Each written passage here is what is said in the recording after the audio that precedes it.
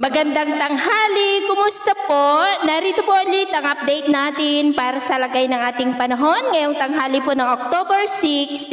2024 na kung saan sa ngayon ay patuloy pa rin na mayroong intertropical convergence zone na umiiral po sa silangan ng Southern Luzon, Visayas at Mindanao. And within that ITZZ, gaya po ninyong nakikita, ay mayroon pong tatlong sirkulasyon na nabuo dahil ang ITZZ po ay tinagurian niya na breeding ground ng mga sama ng panahon, and within that ITZZ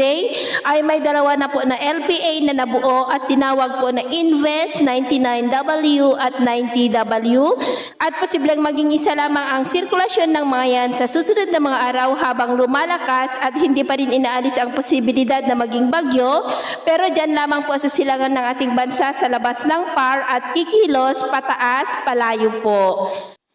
Samantala, next week po ay maramdaman na natin ang mahinang daloy ng hanging amihan o yung tinatawag po natin na northeasterly surface wind flow dito po sa northern part ng Northern Luzon na magdudulot po ng mas preskong panahon. At sa ating long range forecast ay consistent pa rin naman na walang bagyo na namamantaan na tatawid po dito sa ating kalupaan hanggang sa susunod na 2 linggo, pero hindi pa rin inaalis ang posibilidad na may mabuong sama ng panahon sa silangan ng ating bansa sa susunod na mga araw, at ang development po ng mga yan ang ating babantayan. At sa lagay ng ating panahon, ngayong tanghali po ay generally fair weather sa malaking bahagi ng ating bansa, pero may chance pa rin ng maulap na kalangitan with isolated rains dito po sa ilang bahagi ng Cagayan, Isabela, Calabarzon, Bicol Region, Mimaropa, Panay Island, Bayawan City, Sipalay, ilang bahagi ng Bohol, Samar, Zamboanga del Sur,